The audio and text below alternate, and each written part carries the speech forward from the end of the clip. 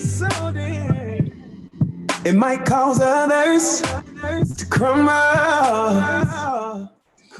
but God has a plan for us, over us. Oh, and I tell you, His plan for us is to celebrate life. And all that is given to us. Stay strong. Stay strong. Stay strong. See, I know that you're hurting, but you gotta. Yeah.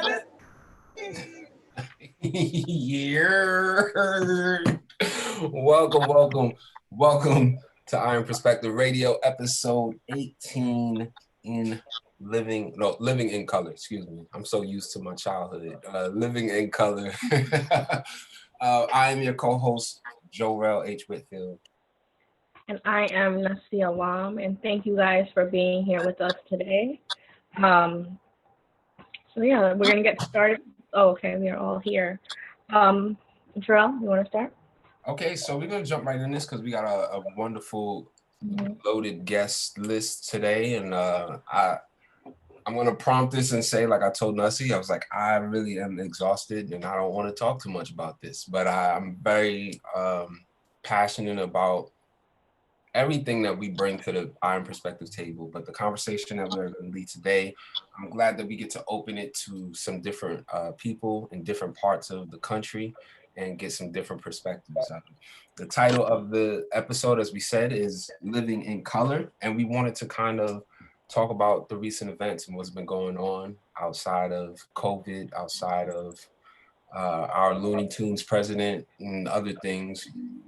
We've been having, I can't even say a string at this point, a kind of consistent showing of aggression and killing of Black people in this country. It's like saying it like this thing just started. It's unbelievable. But Nussie and I, this is very personal for me. Like, I feel all of these things that happen. I feel every last one of these events. Some of them are hard to just do different radio shows or any of our perspectives because Nussie and I sacrifice a lot of our own perspective to do this show and to do these events, gratefully, because we learn a lot. But thinking about what's been going on now, it's such a tragic echoing of why we even started Iron Perspective over 3 years ago. And I often say 3, it might have been 4, it might have been 20 years, because what it took to create Iron Perspective came from a lot of years of our friendship, Nussie and I, and being able to come to each other and want to know about her, not past, but her perspective, her life, her journey, and her wanting to know mine, her as a Muslim woman, me as a Black man. And the making of why we started this was years and years of friendship and conversation. And it really kind of came to a head around the time that Black Lives Matter got started in this country. And things like events like Eric Garner's death was happening on live television. And here we are full circle. So without going too far into that, we wanted to lead off this conversation really talking about why we started this and how this is relative now, So Nussie, you want to talk about the perspective and empathy? Yeah, so, Iron Perspective, our two biggest ideas, we really only have 2 words in our vision, and that's empathy and understanding. And we think the, best way to do that is actually sitting face to face, or at this point, computer screen to computer screen, and having genuine, authentic conversations. For so long, I think that we've been in a society where we have to be very politically correct. And in that politically correctness, we're not able to say a lot of things, which is now, I think, transpiring. A lot of things have been coming out in the open and more public these past few years. And, we're still dealing with the same things we're always dealing with. And so what does that look like to create more empathy and understanding? Like, I know that there's a lot of people, both Black, non-Black, other minorities, like everyone's watching things, they're watching the news, but like, what are they actually understanding? What are they taking away from the different situations? And so we have a diverse group of people on this panel with us today. Panel conversation. It's a conversation. It's not a panel so much as it is a conversation. And while we do have some questions in mind, if you guys have something that you guys really feel compelled to put in there, definitely let us know. With that being said, we want to give you guys an opportunity to introduce yourselves. Everyone jumped in last minute. Like we really this morning we're like, oh crap, it's a Tuesday morning, and that we had a show to do. And we were actually going to be doing a different. Not me. I had this planned. I knew all you guys were going to be here, so I don't know what Nessa's talking about. Okay. Yeah. We were going to have the children's perspective actually, and then we, considering what's happening this weekend and what we're about, what we've always trying to create, this felt like a great time to have this conversation. So anyone can start. I know, really, I don't know the order of the screen is the same for everybody, so you can say. And all we asking is just a brief introduction, who you are. You can, whatever information that represents yourself. First thing before we do that though, we usually have ground rules for our one-on-one events. They've been changing much on our radio shows. We don't really need to have them, but seeing as the conversation we're about to have, I just want to reiterate one of our main ground rules for any of our Iron Perspective events is that your perspective is your perspective. So some of us know each other in this group, some of us don't. There'll be people listening to this around the world. And just understand, if you see somebody and they look a kind of way, don't associate their perspective with, they're not representing anyone but themselves. Everyone on this line can answer freely, knowing that you don't have to represent your country or your gender or whatever. This is solely from you. And that's what's important, because I know we got people calling from the States, down south, and all over the different place. And what you're experiencing, your perspective is important to this conversation. So, and please tell us where you're actually calling from today as well, because I know people from all over. So, who wants to? All right. I'll go first. Okay. Yeah, we're gonna have to point out like schools. Okay. No, it's okay. Let's go. Top left, Taz. Come on, sir. All right. So my name is Shirley Williams. I'm originally from Connecticut, and I live in New York City. So I'm calling from New York City, my current home. I feel like I'm many things. I'm a lover of God. I am a director. I'm a writer. I'm a producer.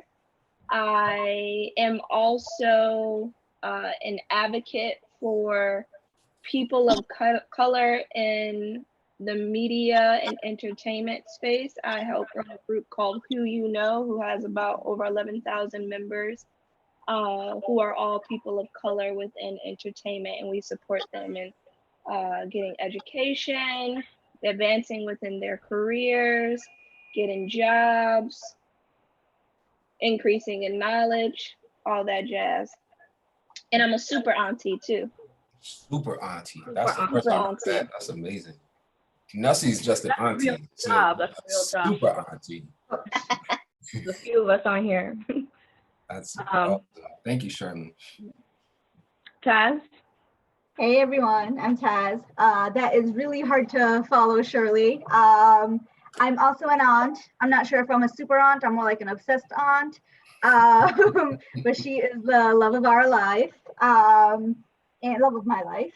And I am out in Massachusetts, in Natick. I'm out in the suburbs of Massachusetts, like about an hour outside of Boston. And originally, I'm from New York City. So I was raised in New York all my life. I am also from Bangladesh. I'm Muslim and a New Yorker on top of all of that. So, hi, everyone. Hello. All those layers. That's wonderful. Hey, guys. Boston, Bengali, New York, and... And I love pizza. It's important. Hey. New York pizza. So I'm not an aunt, but I am an uncle. And my name's Patrick. I'm from Connecticut. I'm a nurse, screenwriter, book editor, and community organizer.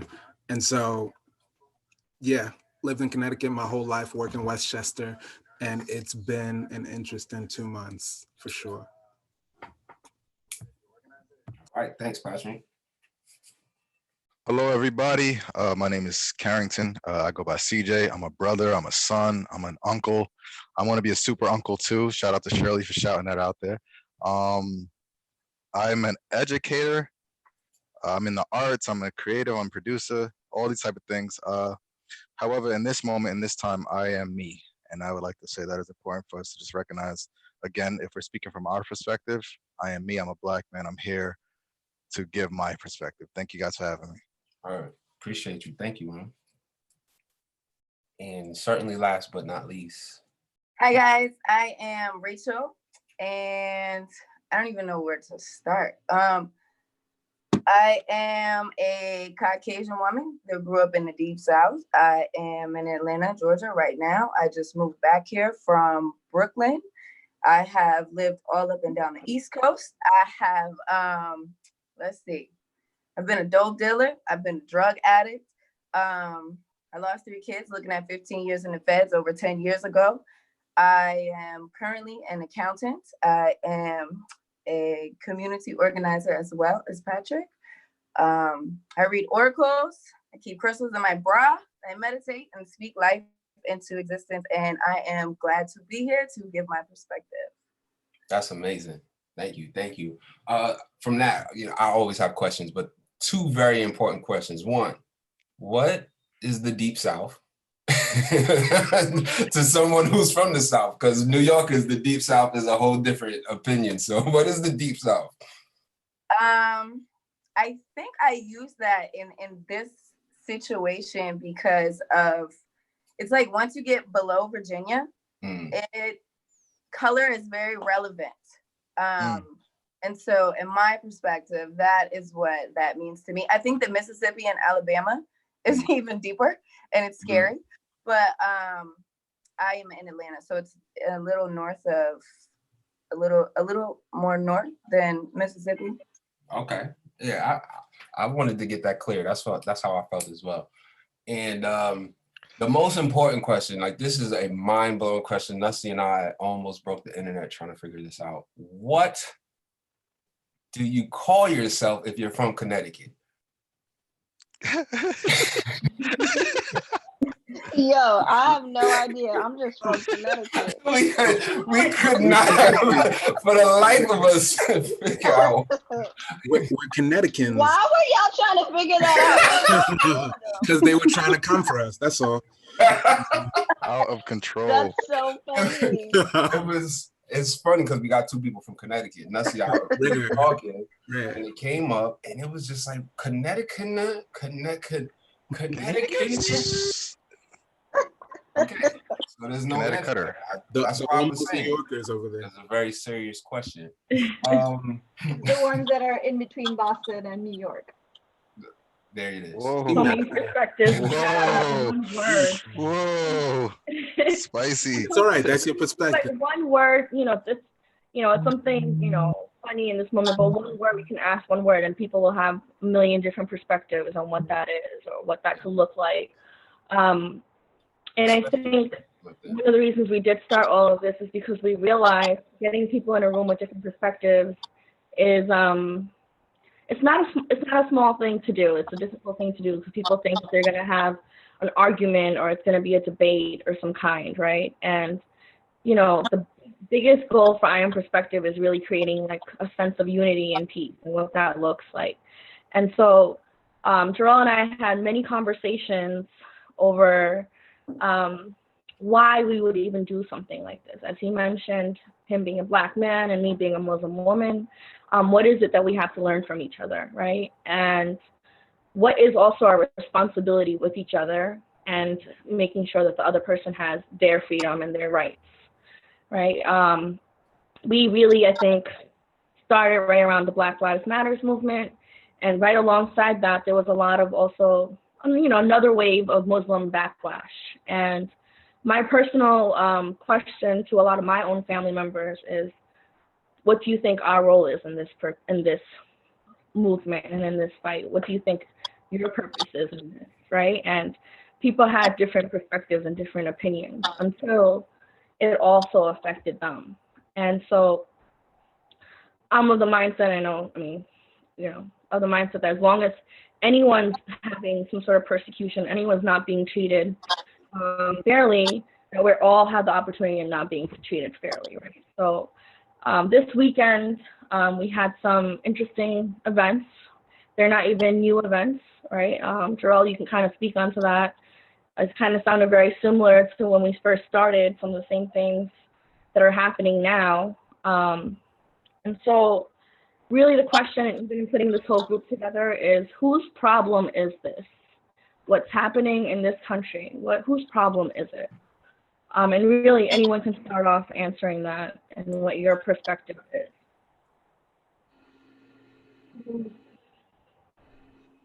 I mean, ultimately, it's everyone's problem. We're all impacted by it in some way, shape, form, or another. And how we, like, what side we sit on or don't sit on, whether we stay in denial, whether we take the hatred aspect, or become involved intentionally, because ultimately it's going to impact future generations and the results therein. I agree with Rachel. I think it's everyone's problem, and not only that, I think the only way to solve it might just be everyone as well. Like we can't look to leadership, we can't look to government, we can't look to anyone else to solve this. I think we have to be the solution, as what you guys are doing through our voice, through media, through art, through our experience. I think we have to be the solution as well. You know what's so crazy? I was just having this conversation with a coworker the other day, because within Vice, we were talking about, I produce for Refinery, which is owned by Vice. So within Vice, we were having a conversation with the internal teams. We was having a conversation about like, okay, so like, how can we be an interruption? Vice is such a huge voice. How can we use this media tool to really bring a lot of attention to it? And it became so political, right? And then I took a few steps away from the conversation, and then I had some background conversations with other Black employees. And I was like, look, the bottom line for me, what I believe is, yes, it isn't everybody's problem, but everyone does not see it as their problem. Really, it's a Black folk problem right now. And Black folk need other people to team up with them to make this an everybody problem. And I think that there's some traction around that that's starting to happen. But yes, fundamentally, this is an everybody's problem because it's affecting everybody all over the globe. But when you look at the people who are directly impacted by this, it is Black people. When you look at the people who are on the front lines and fighting for it to stop and fighting for us to be heard, it's Black folk. So right now, I feel like immediately, it's a Black folk problem when it needs to be much more bigger, and it needs to become an everybody problem. May I ask, can we, for the sake of this conversation, may we name the problem clearly? So when for me, the problem is so many things. Racism, the murders of young Black boys. Today, the problem was white privilege with Amy Cooper being in Central Park, breaking rules and lying and calling the cops on another Black man who asked her to do what was proper and asked her to do what was right. So for me, the problem is it's all the results of racism and white privilege. That's what the problems are. Mm-hmm. That's in a wave of, just to CJ to double on that. That's what we were thinking about. There's clearly many problems, and we're not trying to act like anything that happened this weekend is the sole problem. But speaking on those current events, like Charlie just eloquently put, that's what we're talking about as far as the problem in this conversation. I think Okay. I would say it's the government's problem, really, more than anything from the very beginning. And like it was frustrating having the conversations like every single week in February about, okay, so there's something coming. It hit down in America. I'm pretty sure it's going to be a problem. And every single week it was kind of the same thing, like, okay, healthcare workers can't even get tested still. We still haven't heard anything. Nobody's changed a thing. We're acting like it's not really happening. And to me, government, 100%, because it's too big. And jumping off of what Shirley was talking about, I think it's kind of a sign of white privilege that we have the white privileged president, in my opinion, and everything went to hell because when you try to use white privilege to deal with real problems, it excludes almost everybody, even a lot of white people, because it's only meant to be like a ladder for a few people to climb out. So, I think that's actually an interesting point, like you're saying, the climbing of the ladder. For me, I think the problem has been just this conditioning and the way that we've brought up into the system. The world's view, period, is just set kind of like on this same ladder. So it's not just like, it's a New York problem or it's an America problem. It's like the world view has been put through this lens of, as we'll say, white privilege for the sake of this conversation. And that system has been constantly just like leaned on in order to like set the rules for the rest of us. We mentioned the woman, Amy Cooper, that was in the park. She was exercising her privilege to be in Central Park and without obeying the rules and having a dog on a leash and stuff like that. And then when a person approached her and told her, hey, miss, you have to have your dog on a leash, she decided to weaponize her privilege. She decided to weaponize her privilege, one, as a white woman, because a lot of, on that same scale, the same lens we're looking at, white women are claimed to be like innocent. There's claimed to be like weaker, or on that scale, from my experience, they claim to be weaker or innocent. And she decided to weaponize that by saying he was a threat to her life. He was threatening her. So if a police officer would have came to that moment, whose word would he have taken? And I myself have been a victim of police brutality, unjust. I myself was beat up, tased, with a gun on my head, all this stuff from police without a reason. And then when I went to go try to file complaints and all that stuff wasn't even on file. So essentially I was kidnapped. So imagine what that does to my psyche. Imagine what that does. So imagine me, if I was in that park and the police would approach me, I automatically am on defense. I'm on edge because I believe that once again, I'm in danger and I've done nothing wrong. And she's using her privilege in that moment to demonize the person that by society's standards, and we spoke earlier about political correctness, politically correct, you can't say nigger anymore, but you can't call him a criminal. You can't call him a thug. You can't call him all these other things. So automatically that labeling of us has put the world's view, especially on Black men, in my opinion, in my experience, has put the world view that we are guilty. Think about Ahmaud Arbery.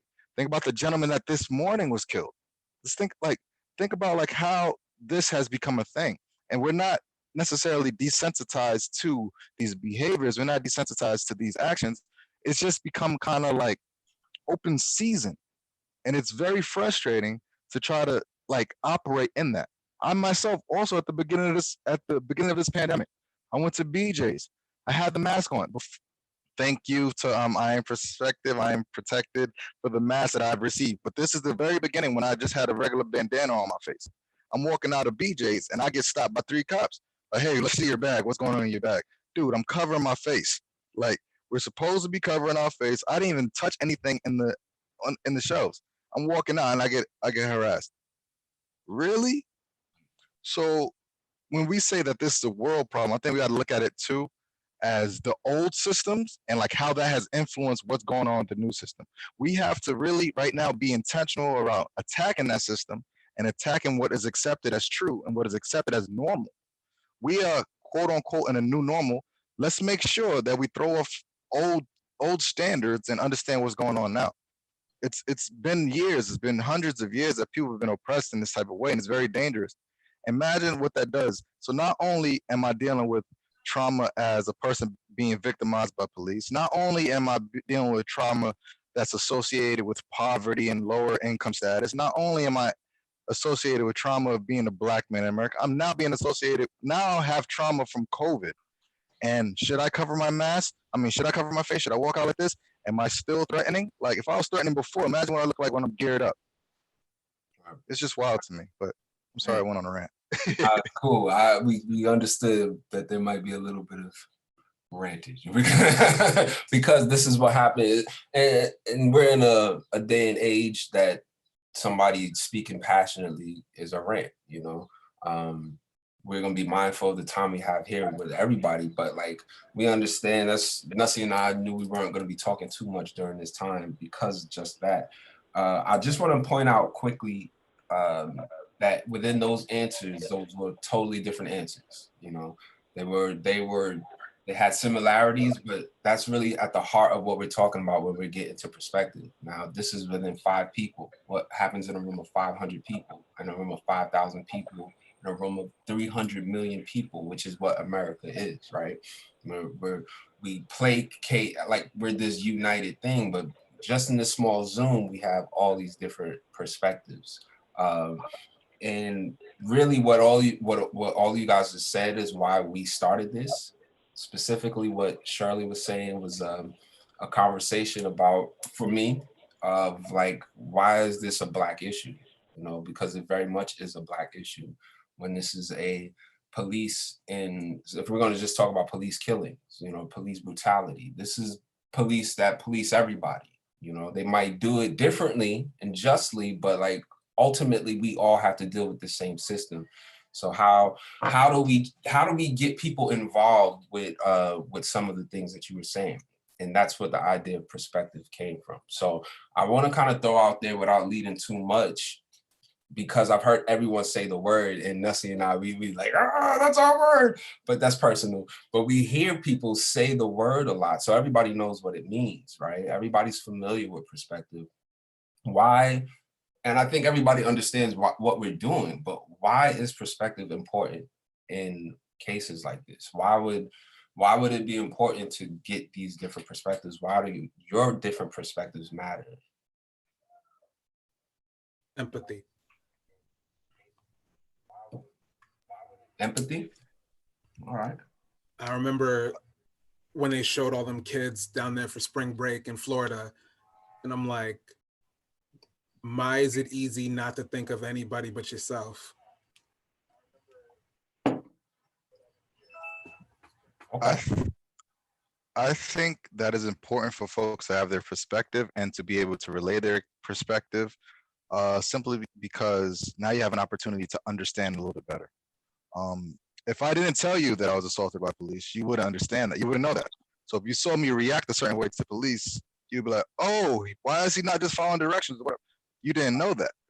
So you would automatically assume without the background information. So it's important for us, and thank you guys for making this platform, to allow folks to put out their perspective, to put out their experiences. That will help understanding go across, and I feel like that will definitely bridge the gap. I think it's important for influence, because it's just like Shirley was saying, the problem directly impacts Black people. But then what CJ was saying is because of the preconditioning and the programming of the mind. If white people are always trained that Black people are bad and that they're prone to criminal behavior, and there's this mass fear that's being put out into the media. And then even further south, where people are programmed with self-hate, and then they project that onto a race instead of fixing the heart of the matter, which is themselves. And then they band together with this type of behavior. So I could see 3 white kids and their dad with shotguns and big rifles, but to see 3 Black kids and their dad with rifles and AKs and things, oh, that's a terrible thing. So for a person to have a perspective, to be able to influence the minds of people that look like them, but talk differently than them, or maybe move differently than them, because they've been awarded the opportunity to go into these environments where there is no fear to be had. People are people. But these white people have never been taught that people are people. Like, it doesn't make a difference how your color is. Their perspective has been shaped based upon to judge somebody automatically by the way they look, instead of it just being a human. So with the perspective, you have the capacity to be able to influence people to change the problem. Right. Thank you, Rachel. I think what we've been hearing kind of from what, everyone's been sharing so far is that there's a level of fear, right, that's underlying behind really everybody, whoever that is, whether it's the cops, whether it's you're a Black man, whether you're the white woman. There's a level of fear that's present. What does fear look like for you in your own perspective? What do you think might be happening with whoever you believe that, whether it's the cop or the white woman? What do you think is happening there that might help make you understand where that's coming from? Not that it's okay or anything like that, but where do you guys, what's your perspective on that? I was actually this morning, I was studying Ephesians 6, and it's a scripture in there that speaks about how we are not fighting against people. It's not flesh and blood, but we're actually fighting against, like what Rachel was saying, against influences, against higher powers, against spirits. And that helps me to be more, to be less reactive when things like this happen, more understanding, and a little bit more compassionate, to know that it's so much more bigger than a person-to-person problem. It's so much more deeper. But I think within all that, the fear, if we look at like what happened with Amy is probably operating out of losing white privilege, somehow, some way being the lesser person, right? She probably has been taught her whole life that Black men are scary and bad and dangerous, and may be operating out of that. I do think that white people in particular are scared of the power that Black people have, the impact that Black people can have, the hurt and the harm that Black people can cause.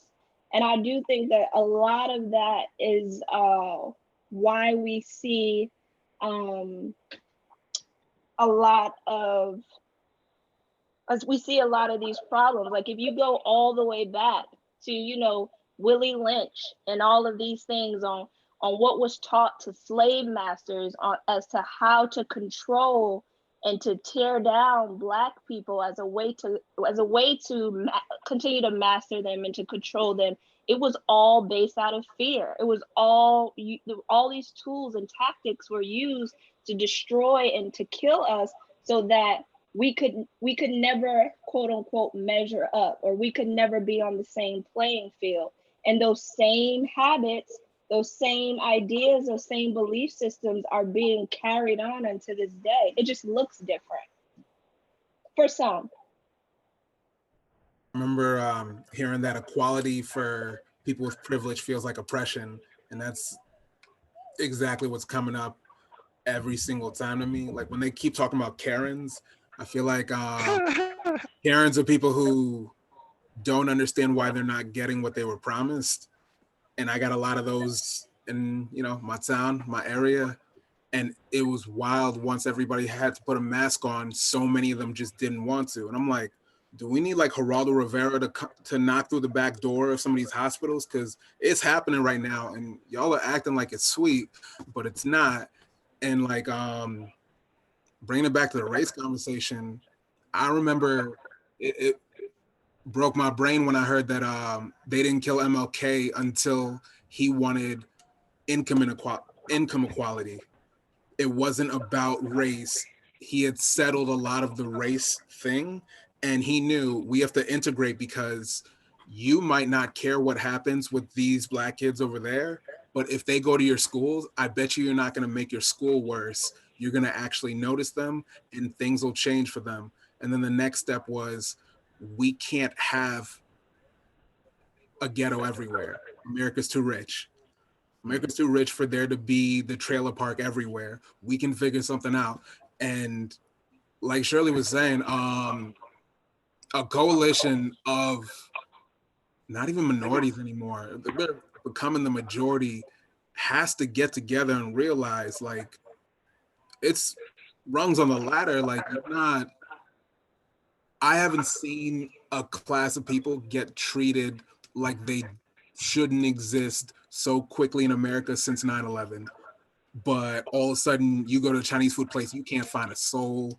Most of them in my town are closed. And I'm like, this is, do you guys see? Because sometimes they'll have people competing against one another to be a little bit better than the other. You know, you'll see colorism inside of races be a little bit better than one another. And I'm like, do you see that you're competing to try to get to the top, which is like almost the bottom for them? Like, Yeah, to get to this ideal that they all think that they can somehow. it's a treadmill. It's not a race. Like, do you get it? You see how quick, just because you're not first in line doesn't mean you're not second to Yeah. catch the third. I think it's a lot deeper. And I think like Shirley and CJ, you guys touched in it a little bit, right? So yes, we all have different stories and we all have different trauma and experiences, and that's where some of our fear comes out of, right? But I think America in general, and thanks for Looney Tunes president, a lot of racism became an open thing, right? It's allowed somehow in certain parts of the country. When you're in New York and stuff, you don't see that. I never experienced New York. The minute I left New York, though, you experienced it. And I think we realized, like, I kept telling myself, like, what is racism, right? It's because we all look at each other and we judge, right? We all judge. But does it become racism when you take action upon that judgment? And there's a lot deeper to it because it's what we're teaching kids that we're surrounded by. It's what we're teaching by habit and behavior, what our nieces and nephews are seeing us do, right? Like if you're craving Chinese food, you go support your corner, Chinese, Asian, or Chinese food spot, or do you say, no, I'm gonna have something else today just because? You don't finish that sentence, but we all know what you're talking about. And if a kid sees that, then they will mimic that behavior.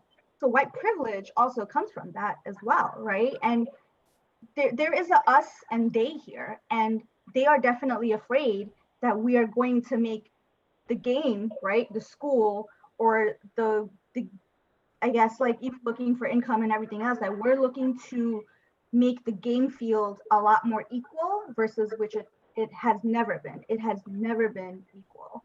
And I think that's what they're afraid of, and they call it oppression. I like that that we are all kind of like trying to understand where the fear is coming from. But for me, I don't think that it should necessarily be my responsibility to try to explain white privilege or its own white privilege and say, oh, this is why they're like that. Because we're as minorities and folks of color, we have already been in that position where we have to understand why they're like that, because they're the quote unquote majority, and they have to. Why are we still having this conversation? I feel like it's important to like find a way we can bridge the gap. However, to Shirley's point about Willie Lynch and like the segregation and all these type of things, they taught us to be separate from each other. That was the breakdown. Keep them separate, keep their minds separate, keep all of these things separate. They will not recognize their power, they will not recognize their ability. So if we are continually to this day conditioned by that mindset, why do we take on the task of understanding why this white person treat me like this versus how can we treat each other better? How can we stand in each other's shoes and then build that up? And to your point before, Patrick, with the radical redistribution of wealth, which is why they took out King, how can we see like the strength of our economic power? If we want to level the playing field, like you're saying, Taz, we should identify where our economic power is. Instead of continuing to support institutions that don't represent you or don't support you, why don't we sit within our power, see what we can put together, and then build from there? And like you were saying, it was a treadmill is not a race. It's more so like, let's hit a minimum for everyone. Let's hit this minimum. Your natural human rights are hit. You have food, you have water, you have shelter, you have clothes. If everyone can hit that, then we move from there.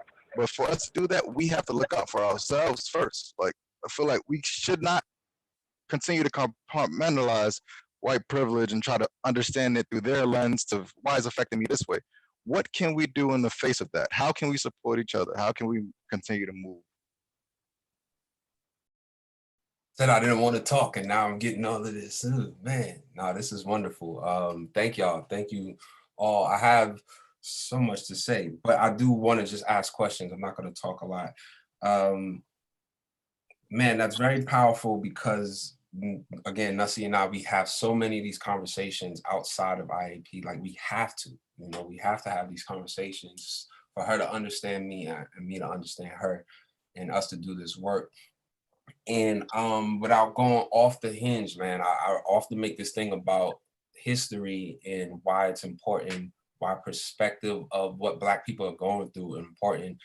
Taz just said us, this is a thing that is very important. And moving into the next question, I remember we did an event in Brooklyn when we were outside, right? And we had, when we were outside, and we had a wonderful conversation. It was an Asian lady in there, Asian American, and she spoke about being a POC, a person of color.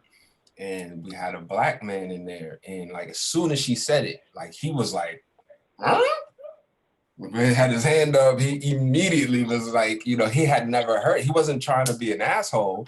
He just was like, I've never heard you guys align with us, and now you're people of color. Like, it was a really perplexing thing. I hear that term. I think we need to have a whole show on that without me talking about it right now, because I see the unity in it and trust. I'm about unity above all, but I don't think it's a realistic representation of what's going on here. And so when we say moving forward, as far as what we have to do as us, what does it?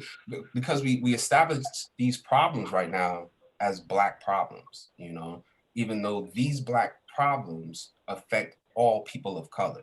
I'm not denying the fact that there are people of color here and we're all going through this thing. But on one hand, we'd be like, oh, that's Black problems.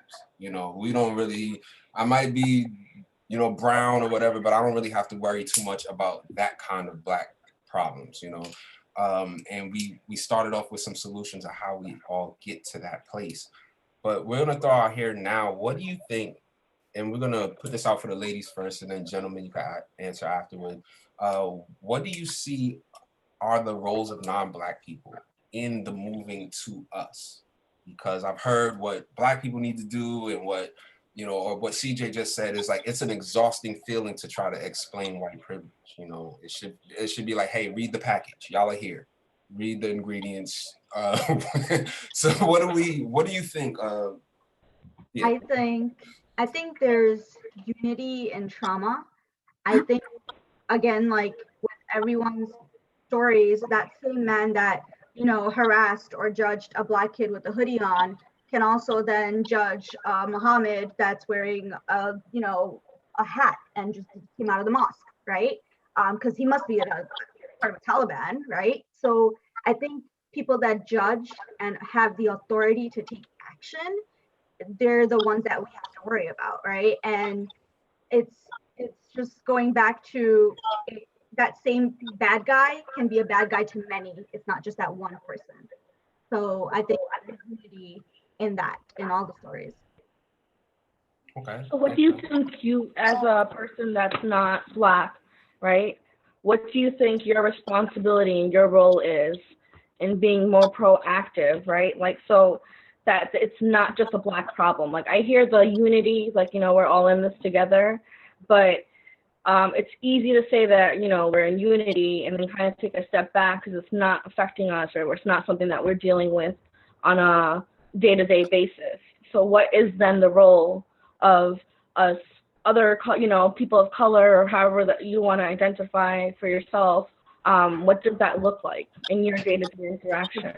Support, and to be the voice, representing someone whose voice isn't being heard, to be the person that can spread the word, even, right? To even start having these conversations on behalf of someone that's in pain. That's still a start, I think. And then to take those conversations to the next level and to have action out of it. I think that's what we're looking for, because it's not something that we can do alone to say, hey, it's a Black people problem, let them figure it out. Like, no, it can't be that. It has to be all of us together, because if we don't figure out how to live in this country together, it's gonna go down. And that's what we have to figure out. But it never feels like enough. Like, it doesn't matter how many jail rallies I protest at. It doesn't matter how many people I feed. It doesn't matter how many politicians I write to stay committed to the laws that they're saying that this is going to happen and that's going to happen. It doesn't matter how many hugs I pass out. It doesn't matter how many protests. It doesn't matter how many, things I do as a white woman. It's never really enough. And I feel like integration is probably the worst thing that ever happened to the Black community, because if the Black community would have been able to rise up in power without the white man's hand over them, there wouldn't be any more ghettos. There wouldn't be all this self-hatred being perpetuated through the Black community. There wouldn't be this, bro, let me get it for $5. Because whenever certain people go into the white man's store, they're not nickel and diming him for $5. They're not trying, Black people, well, now there's this trend thing to be in hip hop or be on this wave where girls want curly hair and braided hair and things like that. Whenever brown-skinned women have been, that's all they had was what the white woman had going on for her, because her culture was stolen from her 2-3 years ago. This lady in Central Park, she's just like the lady with Emmett Till. It's all moving forward. And it's not necessarily that like, oh, now it's open season. No, it's just the camera angle is different. Like, racism never stopped. Racism hasn't gotten, it's probably better now than it was in the 80s, because at least we're not still dealing with the crack epidemic. I mean, we got the prison system, which is damn near the same thing as far as like breaking down the Black family and things like that. But I mean, there has to be home economics, which I know this is happening like on micro levels, like amongst the Black community and people coming together and teaching their kids and raising education systems, and like, but it just never feels like enough. It's like you do so much, but then you still have this mass of people that are still buying Jordans while Jordan is putting money in the prison system, like, or still supporting the white man but not putting money in the Black community. And so me as a white woman, like, I tell white people, because I've been racially profiled. I went to jail for something that wasn't mine because I was a white girl in a Black man's car until it's a brand new Cadillac with dealership plates. Like, I went into stores where white people treat me nice, but I go in a couple days later with my friends and they treat me totally different. So I no longer spend my money in those stores. But there's like this lack of discipline and education that has to go forth into these communities, but it just never feels like enough. Rachel, I appreciate that understanding and that breakdown. I think it's very important that folks, when they want to be allies and they represent allyship and doing the work and understanding equality and racial systems, I think it's very important for folks to recognize their own privilege in that. Like, even amongst the spectrum of like people of color, like there is still levels of privilege in each level. And like, it's refreshing to hear you to hear this take on it. So thank you very much. And I think that that's how we get also to the next level, when we acknowledge our privilege over in any specific situation. Like, I'll have privilege over a Black woman, just from being a man. I'll recognize that privilege in my allyship. So I think that's the way we could take this further. Within allyship, even within the PLC, recognize your privilege in whatever realm you can. Thank you for bringing and then that come up. to it from there. Privilege, because we all in this group even have different levels of privilege, whether we're based on our race, based on our skin color, our gender, our height. Like, there's different levels of privilege in here. And, even though sometimes this Black problem can sometimes be seen as the Black man's problem. What is the experience, Shirley, as a Black woman, in your perspective? What does that feel like being in that role? Where do you often feel like you have to play the protector? What's your experience with this? Oh yeah. If I'm understanding your question right, I'm hearing you ask me, as a Black woman, how do I see myself, or what is my role in relationship to the Black man in this current day? In this current day, what you think it should be, right? Yeah. Yeah. Well, I think that out of fear, I have a lot of I don't know if I should call them bad habits, but I do. I can be very high strung and scary. Like if my boyfriend goes out for a run, if he's gone too long, I'm ready to send a text like, "Hey, where are you?" I have nephews, and I'll have nightmares sometimes about bad things happening to them. Or, I have to talk to them about how they should be acting in public. As like me, but they're young. Well, one of my nephews is very young, and I'm always thinking about like grooming him and getting him ready for a world where he's no longer viewed as like a cute little boy, but one day he's gonna be a big threat just because he's Black. So I think that my role, I definitely feel like a protector. It comes across in the way that I communicate. Sometimes I can come off as angry, and I've heard this before, but it's because I'm passionate and I'm a protector and I want to keep my people safe. But I also know that, I do have a privilege where I get to be an advocate, and I get to use my courage and my bravery to speak up and to be a voice, and to be an interruption, because I know in conversations like with my boyfriend, there's things that he would absolutely not do that I do freely. And it's because he's a Black man, right? Like, we made a joke, well, we had a joke one day where I was getting ready to get on the bus and his Metro card was not filled, but mine's was. And I was like, well, I'm just gonna walk on it. It doesn't matter. And he was like, I could never do something like that. And it's because out of fear, that could result into him getting into some danger. But I mean, yeah, I feel like I'm a protector. I feel like out of it, I get to be a voice and an advocate. But a lot of that is driven by fear. Yeah, fear keeps coming back. I want to throw it to the gentleman, but I first want to say, and this is to everyone listening, but specifically to Rachel, that one, I identify with what you're saying, and I empathize with what you're saying, and the fact that it never feels like it's enough, but like it's enough, because you can only do but so much. And just in this moment, you had CJ recognize your efforts. That could be a game-shifting moment for him. Not to put anything on you, CJ, but that could be a situation where he's out here being harassed by the police, and he's like, yo, where are white people at? Where I haven't heard from one white person. And then he has this conversation and hears the efforts that you're doing, and that matters. And the people who hear this, there are people out here who like, there's no white people doing anything. There's no Bengalis doing anything. There's no Black men. There's people out here in these boxes. So I know the feeling. That's why I say I empathize with you of that. Like, it is never enough. Nussie and I feel that all the way. What the hell is a conversation? I mean, I remember myself. I've had, when we first started, I'm like, am I even allowed to talk about this? And like, what can I say? And like, is that enough, right? And so, right, you can only impact the people that you can impact. And we appreciate you for even joining us here tonight, because let me tell you, to get a white person to come and sit with a bunch of minorities and people of color and have this kind of conversation is a whole feat in itself. That is no joke. People always ask us, they're like, why don't you, like, yo, we throw it out all the time. We looking for the white people want to talk group. We don't have access. We're not members. I don't know. But thank you. Yo, chill. Like, I'm trying to build my own confidence here. Like chill. No, man, but it all matters.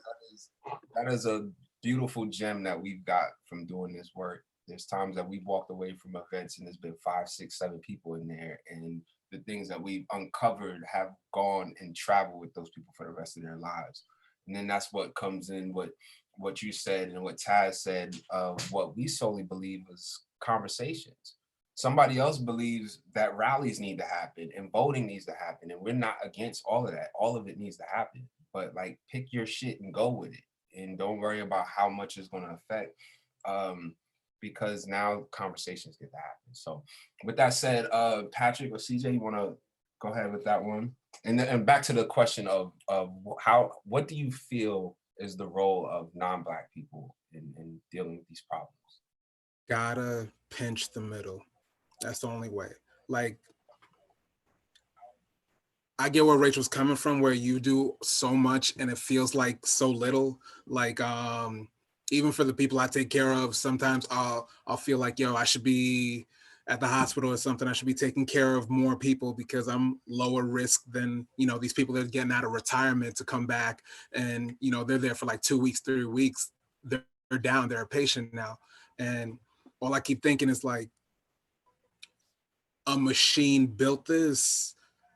A machine's the only way to start fixing it on a grand scale, but it has to start from the grassroots, because it's too easy for people to make up their mind just watching TV for 5 minutes or flipping through the headlines. They need to see it in real life. Like, I've seen my community get to know my community and actually embrace one another in my town like I've never seen before, because everybody was just in their home and then their car and then their home and then their car and maybe work and then their home, and that's it. Like, little bubbles everywhere. But when you see people in your face, it's harder to deny. Like, I think the reason why New York is so, like, New York City so blue is because they got the subway. The rich people are right there with the poor people, so they see them. So what's something that non-Black people or vote? What can we do that would show support? Like, what's something that you want us to understand as a Black man in dealing with you? Never say all lives matter again. Dead it, bury it, salt the earth so nothing ever grows on it again. Like, why?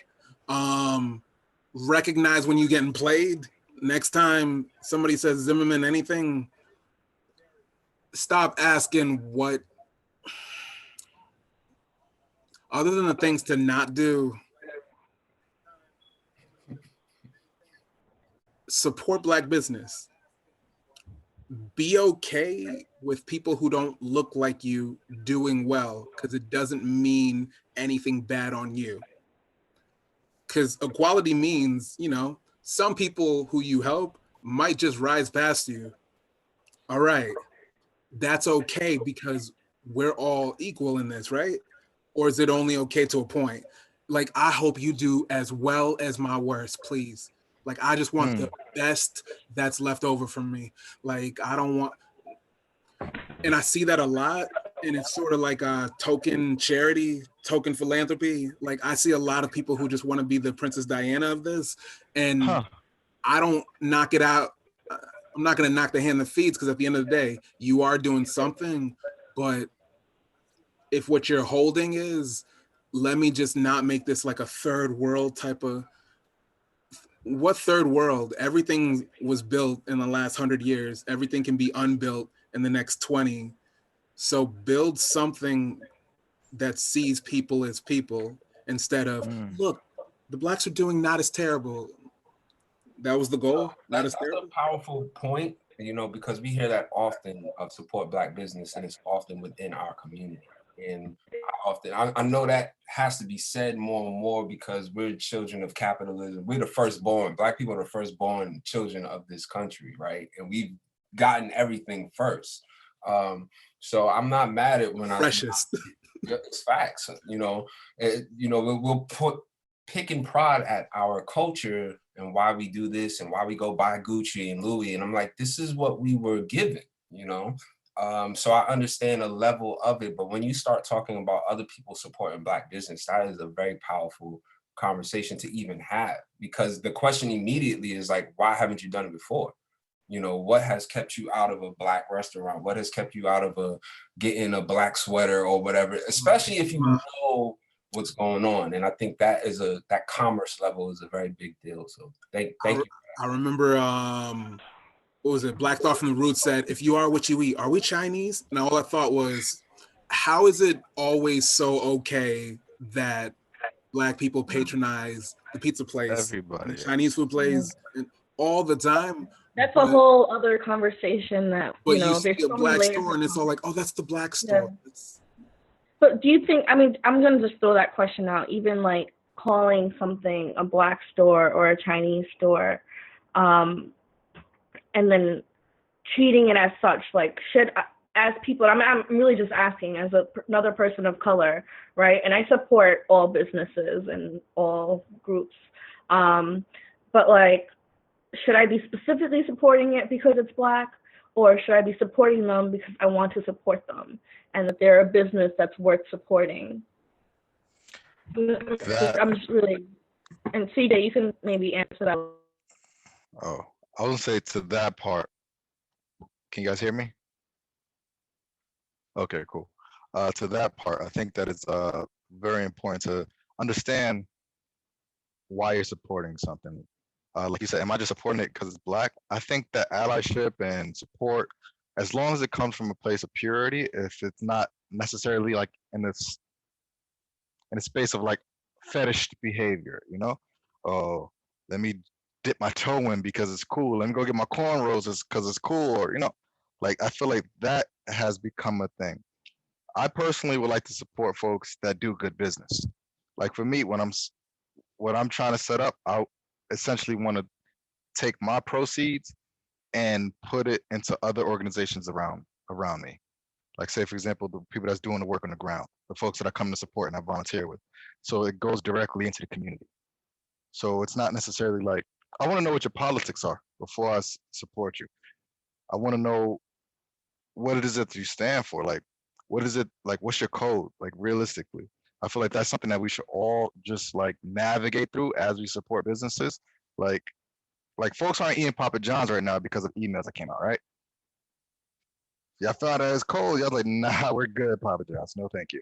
But like Doja Cat. Now, I think, and Doja Cat, like, you see what happened with her, like, but it's wild. I don't want to go into that one. I don't know how that made it. But yeah, like I feel like we was gotta trying to keep her out of. That's a good point though, because and to your earlier question, how far does support go? You know, and as Rachel said, it's not just even supporting Black businesses, but if you know of racist things going on, you saw something in the news, just don't put your money there. Like you don't need to go support that. You don't have to go continue supporting something else, you know, that's not supporting the community. So go ahead, CJ, I didn't mean to cut you off. Yeah, no worries. I feel like also too, a thing we have to understand is support doesn't necessarily just mean financial support, you know? Me as an entrepreneur, as a starter, I appreciate shares. I appreciate you pulling somebody on. You want to hear the conversation, jump in, let folks know what's going on. If you can't necessarily support it yourself financially at that moment, it doesn't take a moment to tag somebody. It doesn't take a moment to share something. Especially now when we're all at home, we're all obsessed over social media. It's become our life. We're like, oh my God, what's going on? Swipe, swipe, swipe. We're trying to figure it out. And again, with that, it doesn't necessarily have to look like financial, but just awareness is there. With me, when your earlier question was how can folks that's not Black or POC, how can those folks be involved in the conversation? I feel like sitting down, like I work on sets at time, and it's primarily white folks, like on set. So like I would actually sit there and explain to them, no, that's a microaggression. Like I've actually had conversations with folks and like change their, oh shit, I didn't realize I was doing that. Oh wow, is that what's going on? And if I tell them like, listen, you look at me as just this one thing. Did you know I have a degree? Did you know I do this? Did you know I do volunteer work? Did you know I used to teach? Did you know all these type of things? Like now you see much more than just the guy with the afro in front of you. You're like, oh snap, this dude's doing some stuff. Let's make it happen. I don't know. No, excellent. That's a great answer. And it's not only monetary, which is definitely the case. We say the same thing within our culture and community. It's not all about just going out and to answer Nussie, because I want to answer that, is like, I personally feel like it, what CJ said, it's about why. If you have a knowing of this kind of issue going on, and you're not going to go out there and march and do all these other things that people do and sign petitions, there's so many little things that you can do. Black people support Black business because you can, or and that will go with everybody supporting whatever business you choose. But we're talking specifically about Black people. It would be like, I'm supporting this because I understand why they need the support. It doesn't mean you have to do that over supporting your own or whatever, but that little bit of knowledge, like I haven't seen that in our community. White people coming in and sharing our stuff, and oh man, look, this is Black owned business here. They'll take it like CJ said, like, or Patrick. It always ends up in their possession somehow. Like, how'd you get that? But it's never shared. It's never promoted like that. So support, and we could talk many more hours about what support looks like. But those were great points. Yeah. With that being said, we are, there's so much more that we can talk about, so many more layers to dig in. Unfortunately, we are getting towards the end of our show. With that being said, I know we covered a whole bunch of topics, and there might be more things brewing in there. I know I still have more questions that I want to get into. Maybe we'll have to do this again. But what is one thing you want to see moving forward? And what part can you play, being just who you are, right? And that, however that looks for you, what does that look like? So anyone can start and jump in. So one thing that you want to see moving forward. I think for me, oh, sorry. CJ, you're asking. So I think for me, it's having those conversations. Like, I think having these conversations is really hard with, people of different generations, people of different backgrounds, right? Like having this conversation with my uncle would take a whole different turn. So I think I do a really good job at pushing people's buttons sometimes. So I like having like couch conversations, or, these type of video conversations with friends and family, and like talking about it more to spread the awareness. That's great. That's a great answer. That's our answer. So that's excellent. I don't know if anybody watched. Oh, go ahead. Go ahead, Patrick. You can go ahead. Yeah. I don't know if anybody watched Watchmen, but there was this line near the end that was everything, and the guy said, Will said, take your mask off. Wounds need air. And as a nurse, wounds need air. Like once it's done bleeding, once the infection is gone, wounds need air to heal. So I would hope the voices that stand by the side and stay quiet or just denounce things and upvote, let the voices for the opposition against like this clearly unspoken racism, against police brutality, let those voices from people other than the affected groups be as loud as the chorus saying, oh, well, what did they do? I'm not looking for full equality, but what I would ask for moving forward is that let it be known to the people around you that there's a wound and it needs air, and we can't just act like the elephant's not in the room all the time. Oh, that was there's no back in the day. Back in the day was like 20 minutes ago. Like, elephant's still in the room.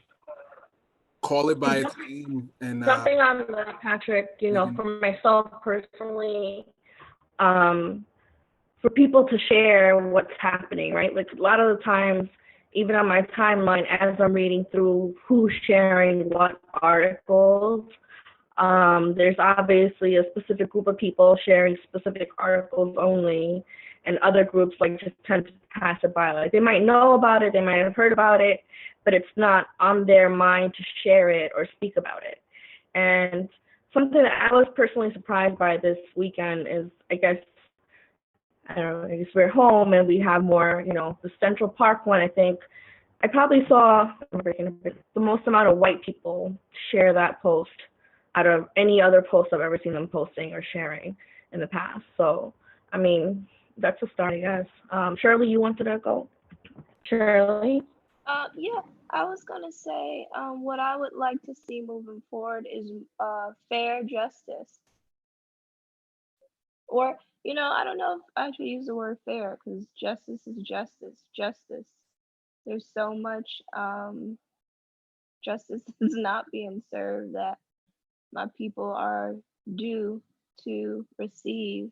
And I would like to see that happening for those who have been previously hurt or harmed, and those who are currently being hurt and harmed.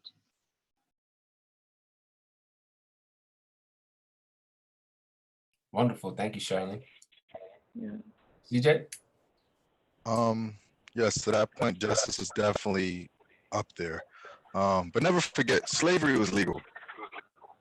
But for me, I like to say that we shouldn't, like, moving forward, I feel like we should step away a little bit from hashtag heroship, where we like, oh, hashtag this is going on or whatever. It's great to bring awareness, but also I feel like within that, we put the responsibility of action on somebody else.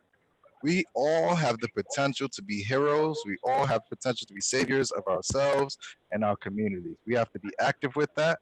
We have to recognize our power and then know that there's power and agency.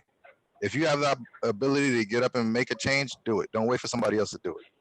We waiting for a hero that's not going to come, or you might be that hero we're waiting for. Step up. That's it. Moving forward. Thank you. Thank you. Thank you. Rachel, did you go first? No, Rachel is our... No. What I personally would like to see is for white people to check their fear and like, where does that really come from? And I've spent most of my life in brown-skinned communities and struggled with my own self-hate because of the fact that I am Caucasian and, you know, the generational racism that is passed down from that. So I have avoided white communities because of the fear of being rejected before I even place myself in the position to be accepted. So on my end, I would take up the role of consciously placing myself in different atmospheres where I can be subjected to white people and have these healthy dialogues with them about them questioning, you know, their perceptions, or possibly being open to my perception being enhanced as far as looking at white people as most of them are racist. And so what you're talking about is unconscious biases, and that's something actually I Am Perspective we have been working on over the past 3 years or however long you want to say. And we recently just released a self-assessment form because we have developed questions that we think help people become more aware of where they're coming from and what it is that exactly is the fear against whatever their bias is, right? Because we all have them and it's coming from somewhere, whether it's, you know, it was instilled in you through your parents, through your family, through your communities. Maybe something happened to you that one time and that's it for the rest of your life, whatever it is. And really coming to an understanding and even taking that time to come to an understanding, it allows you to then move forward and, you know, walking past that, right? So, you know, just another reason, I guess, we do the work that we do. Jarrell? Thank you all. Thank you all. Yeah. We clearly could have had this conversation for 3 more hours. The vibe in here is excellent. This is one of those conversations that we're going to have to re-up on because we didn't even get to all of our questions. But like, this was important. That's the point I was making earlier. Like, this is a small thing. This is a small thing, right? You know, like, we're all amazing people, but we don't have hundreds of thousands followers and everything. But we all are here because we know this is important. You guys have things to do. I know that you got shit to do and work, but you know that your perspective and your opinion matter. My message to everyone hearing this black, non-black allies, and it's like, cut the shit. Like, cut it out, man. You know, like, fuck, how much do we have to do this? You know, and to what CJ said, I have a real hour-long rant that I'm gonna cut down into 15 seconds right now. But like, cut the shit. This is like we're going into life and death matters, and it's time to have those conversations with your uncle and your auntie and your mom. My mom's right here. My mom and I have all kinds of race conversations. We don't agree on everything. We have different opinions. I have a different early perspective than she does, but like, that's a conversation that needs to be had, you know. And with your friends and with your homies, like, that shit matters. That matters. We like the brother said, man, we trying to hashtag this away and mass movement away. What was said earlier was this is a world problem, this is a government problem, this is our problem, this is a black people problem, all the way at the bottom, right? Like, what was echoed is nobody's coming for me. Nobody's coming for us. The system is broken. Slavery was legal. This system is what it was. And the government is not going to change it. Nobody's going to come in and just write regulations for this.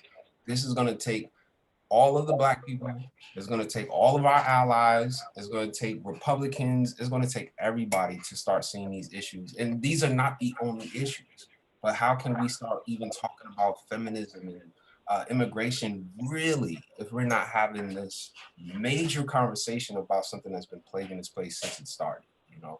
So I think that was echoed in a lot of sentiment of our guests is do your part. It doesn't take a lot.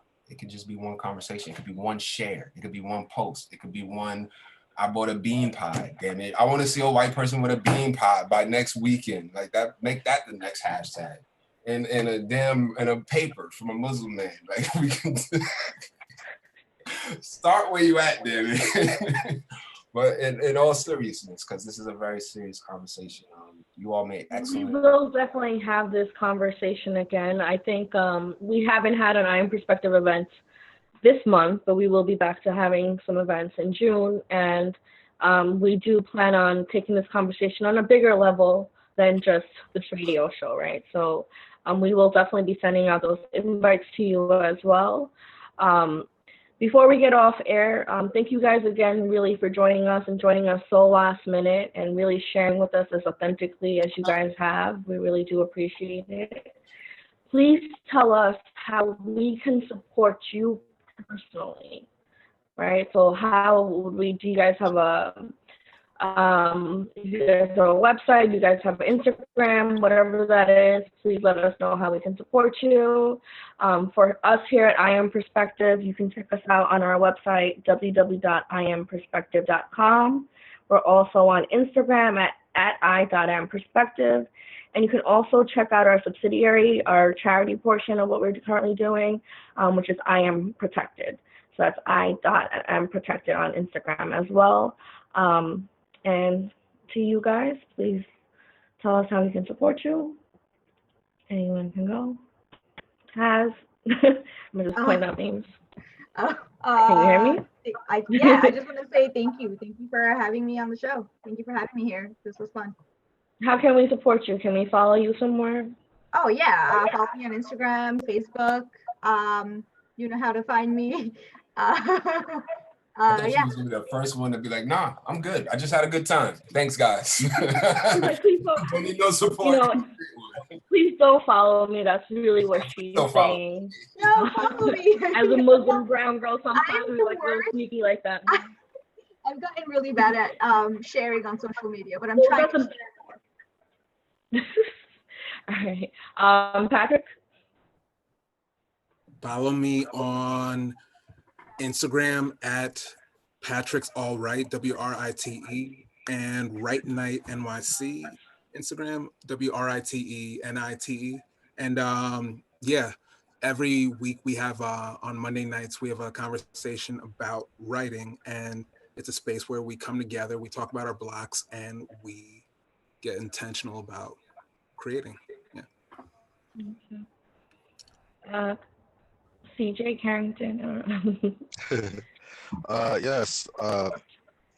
You can follow me on Instagram. My business page is _DPC_NYC. It's gonna be a picture of this guy. Also, my website is dopepeopleconnect.com. I'm working on the website still, trying to work out the kinks and make it look better and all these type What of is things. Dope People Connect? All right, so Dope People Connect is my initiative. It's my business, if for lack of a better term, but it's the mindset that I'm trying to go into. When I say build our community and take these initiatives and try to connect the dots and like see where folks of color, Black people, where we can kind of support each other. That's essentially what the hub will look like. I'm in the process of building that out. As of right now, on my Instagram at _DPCNYC, I post like a weekly schedule of things, and I would love to fill it up with some of you guys' submissions as well. So, like you said, on Monday nights you're having things, Patrick. I would love to like post it and share it out. I would love to like do that type of thing so folks can see what's going on. The same way I was saying support doesn't necessarily have to be monetary. We could do it this way: bring awareness to each other. Let folks know the initiatives that we're pushing, let folks know the conversations we're having, and see where we all can grow from there. So that's where it's at with me. Dope People Connect. Oh, that was very dope. Shirley? Cheryl? Hey, you can, if you want to check me out, my website, shirleyrenee.com, and then I'm on IG, handle Shirley Renee. All right, Shirley Renee. Shirley, can you just speak a little bit more about like how you've been supporting people of color and what that looks like and how we can support you with that?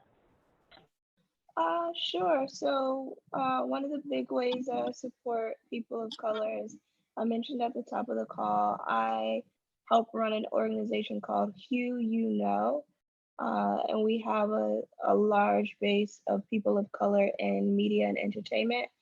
We help them get jobs.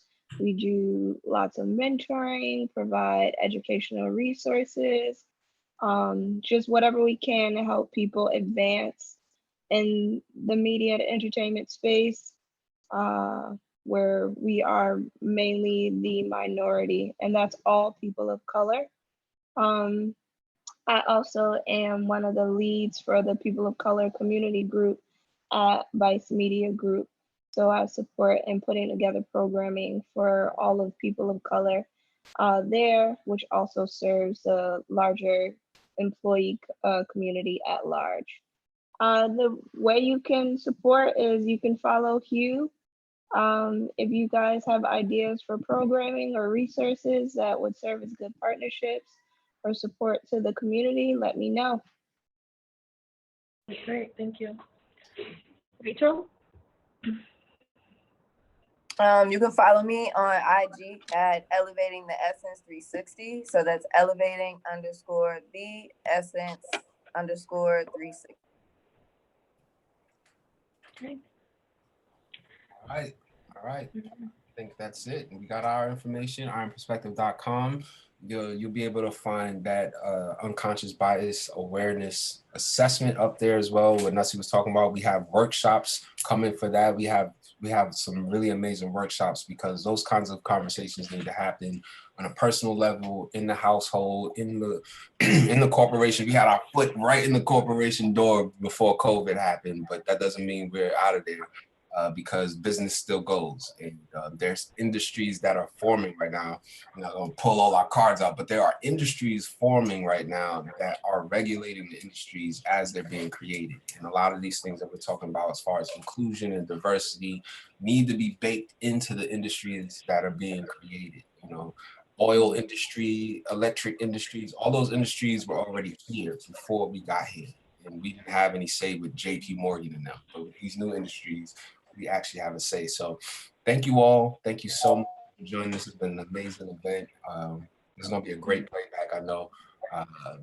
We really appreciate you. Really appreciate you. It's Iron Perspective Radio, episode like 90 or something. 18 WEMS Radio.